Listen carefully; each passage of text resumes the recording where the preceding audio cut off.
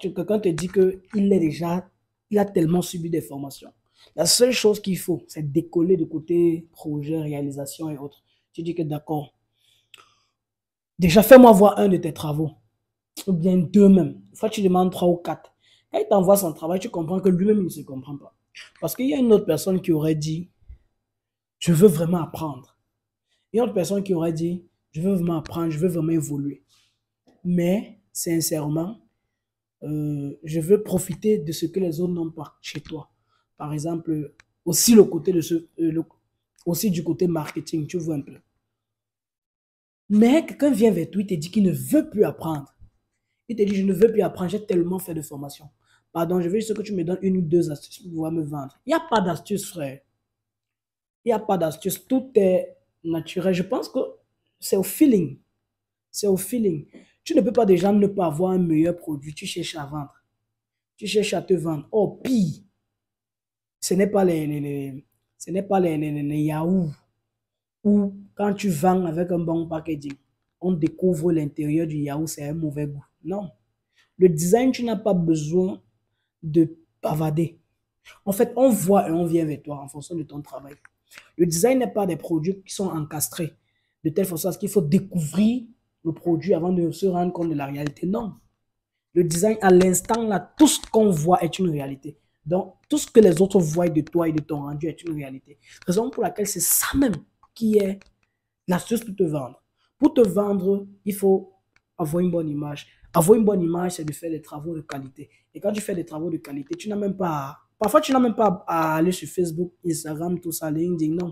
Rien que dans ton WhatsApp, quand tu fais des travaux de qualité, autour de toi, tu as qui? Autour de toi, tu as des amis étudiants, tu as des amis jeunes diplômés, tu as les amis qui sont en stage dans les entreprises, tu as des amis même qui sont déjà en train de travailler quelque part. Ces amis-là, si tu fais un travail de qualité, gars, tout le monde aujourd'hui qui sort de l'école ou bien qui a une activité a besoin des visuels. Et il a toujours quelqu'un qui fait ses visuels. Mais imagine que tu fais un truc de qualité et tu viens proposer tes visuels au prix de ce quelqu'un-là, alors que tu fais ça de qualité. Ça veut dire que la personne peut venir vers toi. Donc, imagine que tu as un cousin dans tes statuts. Tu n'as même pas besoin d'aller sur Facebook. Imagine que tu as un cousin dans tes statuts. Ou bien tu as les amis de classe dans tes statuts qui sont là. Un s'est lancé dans la vente des trucs en ligne, des téléphones en ligne, des AirPods en ligne, des écouteurs, tout ça, tout ça, tout ça. Il fait des petits visuels bricolés là pour mettre sur Internet, pour vendre ses produits. Et par mois, il paye peut-être 50 000 à celui qui fait ses visuels. Tu vois. Maintenant, si toi, tu apprends jusqu'à tu sais bien faire, et demain, tu fais des projets fictifs, parce qu'on se lance toujours en majorité avec des projets fictifs. Tu fais des chartes graphiques de restaurants, tu fais des identités visuelles des restaurants. Ton ami te dit que, waouh, c'est toi qui fais ça. Tu dis, oui, oui, oui, je fais ça désormais, je suis maintenant infographiste. Mais mon gars, s'il voit que tes travaux sont mieux que celui chez qui il fait maintenant la main, il va quitter la personne pour venir vers toi. Il faut juste que tu proposes un prix avoisinant le prix de cette personne-là. Donc, tu n'as pas besoin de courir aller sur Facebook. Et imagine que tu as combien de numéros qui voient tes statuts. Je suis sûr que c'est même 500 ou 1000. Imagine que sur les 1000 personnes qui regardent tes statuts, tu as 20 personnes ou 10 personnes qui s'intéressent à ça. Imagine que si ces 10 personnes-là te confient des projets par mois, chacun te fait les recettes de 20 000, 20 000 équivalents, on va dire, dans la basse classe à 4 visuels. Si par mois, les gens là font 4 visuels chez toi, ça fait 20 000. Imagine qu'ils sont 10. Si 5 parmi les 10 te font la recette de 20 000 par mois, ça te fait un 100 000 comme ça. Rien que pour un jeu, comme un début, bon, ça allait trop bizarre, et c'est que je dis, mais c'est réel. À un niveau, tu seras même débordé sans aller sur Facebook. Rien qu'en restant sur WhatsApp, tu seras débordé. Donc, pour moi, que de te plaindre que oui, donne-moi l'astuce pour vendre, pour te vendre, il n'y a pas d'astuce. Parce que le design graphique, ce n'est pas un produit en fait, ce n'est pas un produit que les gens doivent voir l'emballage et venir découvrir l'intérieur. Non. Le design graphique, l'intérieur directement est présenté. C'est-à-dire, on n'a pas besoin de te voir avant de dire, il peut me faire un bon visuel, avant de découvrir après que tu ne peux pas faire. Non. Avant de venir vers toi, le gars a déjà vu tes travaux. Alors, si tes travaux sont mal faits, il ne va jamais venir vers toi. Donc, même si tu fais quoi, il ne va jamais venir vers toi. C'est un peu comme si tu te dis que oui, tu veux te jouer au beau gosse. Tu passes devant un campus universitaire, tu vois les filles, comme tu aimes les bébés brunes là. Donc, tu passes devant un campus universitaire, tu vois les filles brunes, bien fraîches, et tu veux te jouer les beaux gosses, tu vois un peu. À l'instant, on t'a déjà vu. Donc, si tu es vraiment le beau gosse que tu veux te jouer là, à l'instant que tu passes, on t'a déjà vu, non? Si tu fais les appels des balles, n'est-ce pas, ça va mordre parce qu'on t'a déjà vu.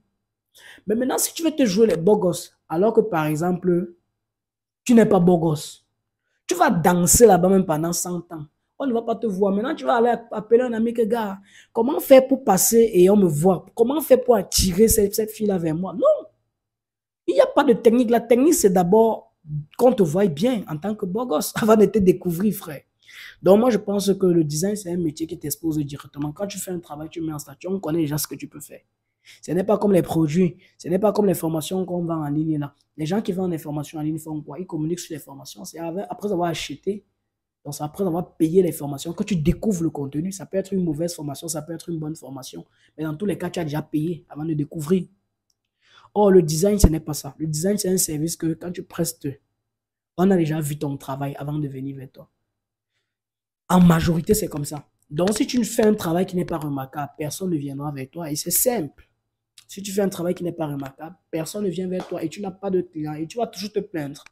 Et tu vas toujours te plaindre comment je vais faire pour me vendre. Alors que pour te vendre, il faudra mieux te placer. Et pour mieux te placer, il faudrait que tu aies une bonne image de ta marque. Il faudrait que tu aies une bonne image de tes travaux. Il faudrait que tu aies des travaux assez optimaux, des rendus assez classe. Alors la solution pour savoir te vendre, c'est apprendre le design graphique, c'est tout. À moins que tu vas travailler avec des médiocres. Mais si tu travailles avec des clients qui n'attendent pas un grand rendu, le jour où les clients là vont marcher, ils vont voir les grandes affiches, les grands rendus en route sur à des carrefours, à des axes lourds, les routes nationales et autres. Ils vont dire, waouh, ça, j'imagine que ceux qui font ça sont alors les pros. Oh, elle est un graphiste, elle est un infographiste à sa disposition. Mais elle voit les travaux des autres, elle dit, j'imagine que ceux qui font ça sont alors des pros. Ça veut dire qu'elle te classe dans la catégorie des déchets et là, ce n'est pas ton objectif. Ton objectif, c'est de pouvoir prendre ta place, gagner ta place auprès de tes clients. Il ne faut pas qu'un client travaille avec toi parce qu'il n'a pas le choix. Non, il faut qu'il soit fier de travailler avec toi. Et pour ça, la meilleure des choses à faire, c'est d'optimiser ton rendu. La majorité de ces personnes talentueuses qui sont en ligne, c'est quand ils présentent son travail, on voit, on le contacte. X ou Y personne dit, waouh, qui t'a fait ça? On va te faire, on veut son numéro, on veut. Il n'a pas parlé, il n'a même pas appris à se vendre. Il a juste fait un travail, il a communiqué, il a publié, ça passe. Mais si on ne te contacte pas pour un travail, bats-toi à l'améliorer, ça va aller. Dans la meilleure astuce de se vendre dans le design graphique, même dans les clips, c'est la même chose dans l'audiovisuel et